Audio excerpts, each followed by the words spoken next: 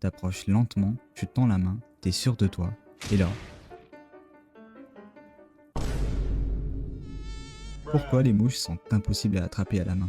En fait, t'as pas raté ta cible parce que t'es lent. T'as raté parce que la mouche vit dans une autre dimension temporelle. Oui, genre elle perçoit le monde en slow motion.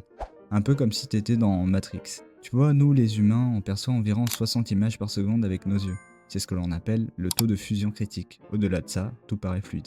Mais une mouche domestique, elle voit environ 250 images par seconde. 4 fois plus rapide que toi.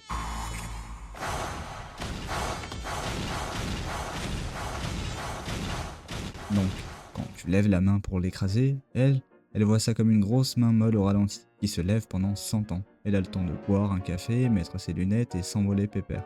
Mais c'est pas juste qu'elle voit vite, elle réagit vite aussi. Leur système nerveux est hyper simple, mais ultra rapide. Elles n'ont pas besoin de réfléchir longtemps, elles perçoivent un changement lumineux ou un mouvement soudain et elles décollent automatiquement. Réflexe, coup de mouche. Et pour compliquer le tout, elles ont des yeux composés avec des milliers de facettes qui leur donnent un champ de vision à presque 360 degrés. Donc en gros, elles te voient arriver de partout. D'ailleurs, il y a une étude sur ça. Les chercheurs ont mesuré le taux de perception visuelle d'une trentaine d'animaux. Résultat, plus un animal est petit et rapide, plus il a de taux de fusion élevé. Comme les oiseaux, les mouches, les abeilles. Nous, on est lent.